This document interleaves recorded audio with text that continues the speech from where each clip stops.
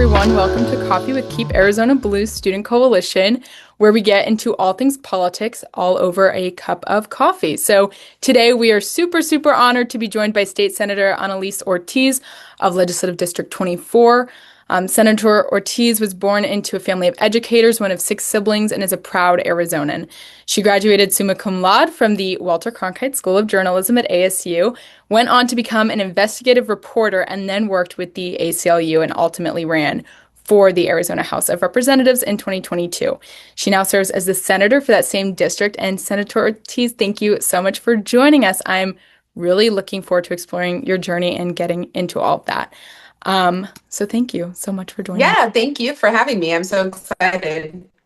Yeah, and so first I just want to bring up, what mug did you bring today? I know I have my like normal one that I have all the time. Cute. I brought a mug from my time when I worked at the ACLU that says "People, Not Prisons." I worked on a campaign to reduce the state prison population and decrease racial disparities in the justice system. So, yeah, that's what this is all about. Okay, well that's great because it's gonna really open up my first question and kind of like your earlier start and like how you championed all of those policies, like what brought you there. I would really just would love to start by hearing about your journey before elected office. I mean, you grew up in Arizona and began your career as a journalist, which I think is super inspiring for a lot of young people in Arizona, and just had a strong impact on your worldview. So really, how did that initially shape your passion for politics? Yeah, well, I think anyone that's grown up in Arizona or even been here for a long time can recognize how much injustice exists in this state. And that was something that I always was very cognizant of, whether it was Sheriff Arpaio terrorizing communities or the way our education system had been underfunded and how that impacted my family as educators. And I wanted to become a journalist because I really wanted to shine a light on injustice and to find the story and find a way to make change through reporting. And very quickly into my TV news career, I realized that that was a huge challenge to actually achieve as a journalist in corporate media.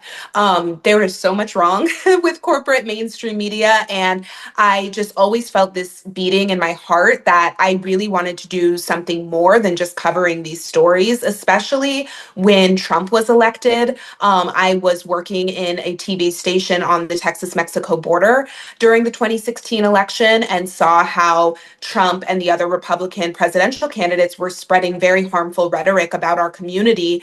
And I saw how the media was not doing an adequate job in really holding him accountable. And so that was one of many moments along my journalism career that I was like, I need to be doing something different. So I was really fortunate to get a job at the ACLU in campaign communications. And so that's kind of where my background is in communications, press relations, and things of that nature.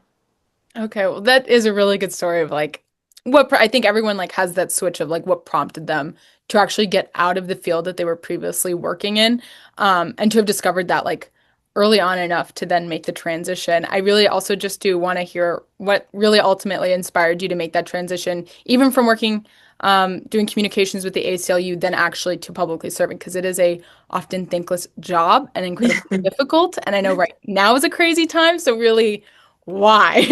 I think. Yeah, and one of the things that I always tell young people is like, don't be afraid of making that transition in your career. Like, it can feel really daunting because you're surrounded by people who might mentor you or like pour into you, and then you're like, oh man, now I'm changing my track. But you really need to listen to your heart, and as cheesy as that sounds, and know that you have such a long life and it's very easy and also common to switch gears when and if necessary. And I'm so grateful that I did that. And so I loved working at the ACLU. I was doing communications for our Smart Justice campaign. So, really training people on how to give testimony at the state capitol and how to talk to the media as well.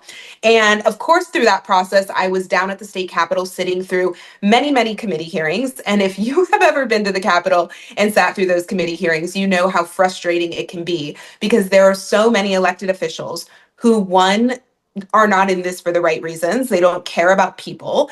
And number two, they're not very smart. And number three, they are not doing what is in the best interest of our communities. And after doing that for about 3.5 years with the ACLU, there was a few openings at the legislature, and I thankfully had built some relationships with elected officials. I primarily think of Representative Athena Salmon, who encouraged me to think about running for office. And this was after COVID. It was after I had had to move from apartment to apartment because my rent was being raised on me. And I really just felt that calling of like, now is the time. And I was really grateful to have people like Representative Salmon to help kind of shape my journey as I launched my first campaign. And that's really great to hear. And I think it makes it a lot easier for some people to make that transition when they realize like how much more local it is. Like if you show up and you are committed to doing the work, it really bridges the gap between thinking that politics, I think, and most people, probably part of my generation, feel that it's so far away from them. You know, people are in Washington, D.C., which is so far, and that doesn't really affect them. But when you are at the legislature every day and you're doing the work and you're surrounding yourselves with a large sense of community, it becomes a lot more closer, and it doesn't seem that not feasible that you wouldn't, run for office. And so I think that is a really interesting story and really amazing that you had that community behind you. And so a really big part of after you ran for office too, there was, I think, a huge shift or like a huge push that really I think you were one of the first people to bring about, which was getting involved on social media and again, making it more local for people. So not only just for people to run to office, but for young people to even understand what's going on. And the way that you're really able to communicate, what is happening with local politics, I think is so incredibly important. And you've just been really amazing at being able to reach all generations that way.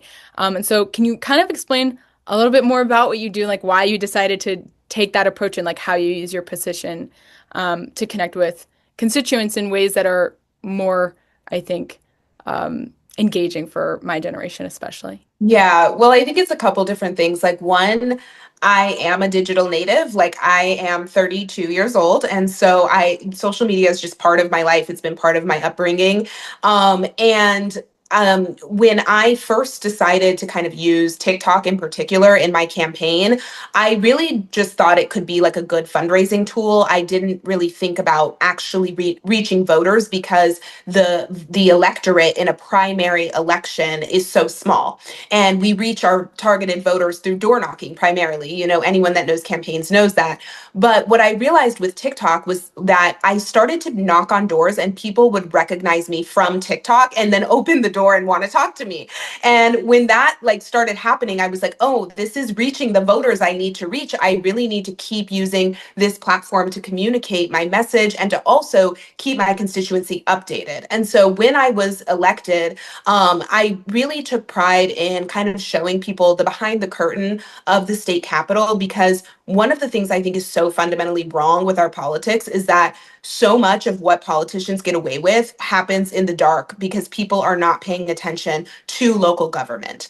Even when I was a reporter, I covered school boards, and I think we like a lot of us know how important school boards are, but when the general electorate might not even know that they have the power to change their school board members by showing up and voting for better people that are going to actually care about students. Yeah. And so I've continued to just use that platform to really show people what happens at the day-to-day at the Capitol, but also to get feedback from my constituents, because ultimately I'm making decisions on their behalf. And if they don't know what's coming before the legislature, controversial bills like the Diamondbacks bill, and I don't hear from them, then I'm not going to do the best job I can do of representing my community. And I think that's such a great point to point out, especially like when you talked about like school boards. Like, I think I speak to a lot of my generation and I say, oh, yeah, there's this like 21, 22-year-old that ran for school board, like Hunter Holt or something, right? Mhm. And they're like, oh, so like for your classes, like student government, like that's sweet. And I'm like, no, no, for like school board, like elected office, like, and I think people are very confused. And I'm like, no, you don't understand like how big of a deal that is. Like, Yeah. and when you're able to say that and they actually catch on and they're like, oh, wow, like a school district, like they represent in that capacity, And then I'm Yeah. like, yeah, like he'll gladly meet with you for coffee or like a different person, especially one of the first races I ever got involved in was Chandler Unified School District with Patti Serrano, like the first Yeah. female elected to the school board, which was a She's huge amazing. deal. There were people that I was like, yeah, like she'll gladly speak with you and you can grab coffee and this and that.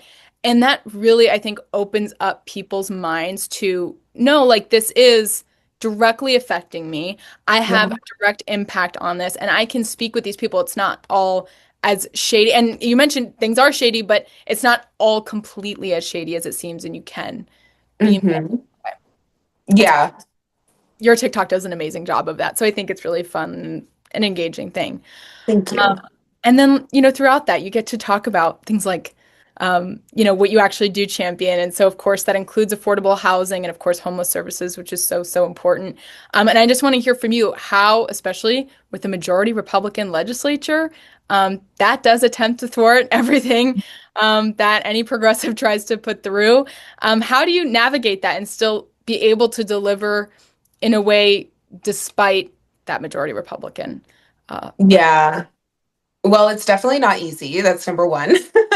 The Republican majority, it can be so frustrating because we know there are issues that Republicans, Democrats, independents care about, but still at the state capitol, special interests reign supreme. And there's things like, reining in corporate home ownership that I have heard from Republican PCs who have told me, like, why do you guys not do something about corporate home ownership? And I'm like, you go talk to your Republicans and get them in line because the Republican legislators don't want to do anything on corporate homeownership, even though the people are demanding it. So that can be really frustrating. But what I have found is being able to find those areas of common ground on housing and homelessness, because right now, the lack of affordable housing is impacting people regardless of party, pretty much regardless of socioeconomic status. Even if you are in a good paying job, rent is so expensive that it's hard to save for a down payment. And then the down payments are so expensive. Those have risen by about 40% over the past 4 years here in the Phoenix area. So it's becoming harder and harder to become a homeowner. And at the same time, we have some of the weakest tenant protection laws for renters in the entire nation. So I think really what it comes down to is finding those areas of common ground that are not as controversial as something like rent control that I strongly support. But of course, you will never ever get a Republican who's going to support that. But we've been able to be like, okay, let's look at growing our housing supply. Let's look at ways that we can roll back some of the regulations on the city level that make it challenging to build. And how do those policies have a racial justice component as well, right? It's about desegregating our communities. And that is not why Republicans are doing it, right? We know that they have that actually has been one of the reasons some Republicans have obstructed our housing supply initiatives because they have said very racist things about not wanting certain people living next to them. But then we have other Republicans who are like, nah, we think this is a good policy. We think this is about like, small government and property rights and all of these things. And so it's really about finding like the messaging frame that will work for both sides that we can then push through these policies that really do benefit everyone at the end of the day. that's a really great way to put it because trying to message for both sides is almost always going to be really difficult.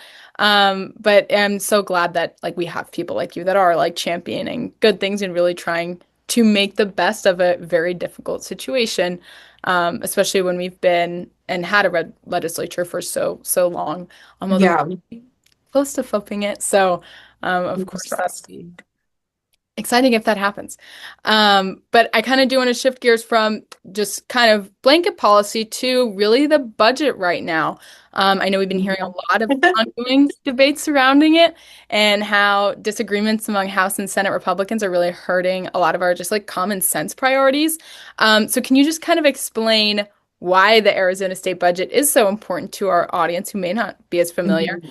and what kind of impact the current situation is likely to have on everyday Arizonans and specifically what wins Democrats especially have fought for that would not be included if we weren't really putting up a fight. Yeah. So first and foremost, why is it important? Because it's your money. It is taxpayer dollars, $17 billion that we are responsible for delegating every year. And if the state legislature does not pass a state budget by July 1st, we do enter a government shutdown, which essentially means state agencies won't be running at 100%. There could be potential furloughs, there could be potential delays in people getting social services. So this is really a crucial moment where the state legislature, we pretty much have one job every year, and that is to pass a solid state budget. So what's going on this year? Well, first of all, the House Republicans were basically missing in action for the past couple of months. A couple of the key Republicans in the House literally left town when we still had a budget to pass. So the Senate Republicans and Governor Hobbs came together and were like, look, we got to get a budget done. The House Republicans aren't playing ball. So let's just see what we can put together that will make, some Republicans on the Senate side happy, some Democrats happy, and get a bill up to the governor's desk so she can sign it and we can avoid this government shutdown. So we passed that budget last week at 2 a.m. They kept me there. And just for full transparency, I voted no on that Senate budget because I had concerns about some of the money we're giving to DPS to work with federal agents like ICE. And I also had concerns over a lack of affordable housing initiatives in the budget. However, it passed. It's all fine and dandy. The next step is for it to go to the House and then to go to the governor's desk. Well, the House, the same Republicans who skipped town for 2 months, are now kicking and screaming that they didn't get the budget they want. So they want to basically start over from scratch. And we have less than a week, I think, till July 1st. Like, that is not happening, especially since the Senate Republicans and Governor Hobbs gave the House Republicans a chance to be at the negotiating table 2 months ago, and they had better things to do, I guess. So right now, we really are in this moment where we're like, okay, we need to get a budget done. The House Republicans are trying to just pass what we call a continuation budget to keep the government functioning past July 1st so that they can sort out the rest of the kinks with the budget that they don't like. But I think that that is not the way we should be going about this, especially because the things that I care about, getting the immigration funding out of the budget and getting housing money into the budget, is not going to happen with the way that the House Republicans are acting right now. They are letting the far right extremist Freedom Caucus really take control of this process. And that gives me a lot of pause because I know that they are going to make this bad budget even worse. So it's really a crappy situation we're in, but ultimately who ends up losing out is the people of Arizona because we all deserve for our tax dollars to go into our communities to the things that we know we need and care about. And that's not what Republicans are wanting right now. Very unfortunately. No. And so it's a difficult process and good to know that there's the timeline of July 1st, because again, like that would be devastating for Arizonans across. Yeah, So, it really would, especially right now. Like things are so expensive. It's already hard to like figure out your bills, figure out whether your rent's going to be raised or whether gas prices is going to go up. Like this is the last thing that people need right now. And it's really a shame that Republicans are playing games with people's lives. yeah. Well, I just really appreciate you and all the work that you've done at the legislature because, again, like it is a really thankless job. And especially when we try to educate young people about like what does the state legislator do? Like, what is a Mhm. state legislator? How many legislative districts there are? Like, it is very difficult. But again, the minute they kind of find that out, I think it really does change their whole perception of what politics is to them. And it's Mhm. the best way we're able to ever talk to a young person. So, like, Yeah. the fact you're on social media talking about it, the fact that you're out there actually championing good work, I'm just like, everyone's very thankful for what you do. So, we really appreciate it. Um, Thank you. and I kind of want to end it on a happier note. So, post July 1st, like what for you is probably like the best shop that in your district that you would want to give a shout out to for people to either hang out at, get coffee at, get food at? Just Yes. Okay. Well, I'm so proud to have downtown Glendale in my district, which is a historic gem of locally owned businesses, shops. It literally is such a great place to go for like a day date. And so, one shop that sticks out in my mind, because I was just there yesterday, is Cactus VHS. They are one of the newer businesses in downtown Glendale. It's a vintage shop, and I got the cutest vintage Reputation Taylor Swift shirt. Some people might argue that's not vintage because it was released what, like 10 years ago, but it's still an old school shirt. And they have both men and women's clothes, and they have VHS tapes. If you have a VHS player still, they had a Nintendo 64 that I was very tempted to buy. So it's a really cool shop. And then right next door is Pink House Boutique, which is a vintage boutique with like, I don't know how you call it, like just like old school pinup dresses and stuff like that. And they have really cute, fun earrings and fun jewelry and shoes. So those are two of my favorite shops right now. That is super cool. I'm glad you said like a shop too, because I'm always asking about like restaurants in your district or like your favorite coffee place. But it's always good to find like a nice actual like place to like get thrifted clothes. I was actually trying that Yes. earlier today. So Nice. yeah. Yes, we need more thrift shops for sure. Mhm. Well, thank you so much, Senator. I really appreciate you talking to our Thank whole audience you. about what we're doing, and it really just means a lot. So Yes, and thank you for all the work you're doing. Y'all are like on the front lines. Like this is where we're going to turn our country around is with young people. So I really appreciate you and the mission of Keep AZ Blue and just keep up the amazing work.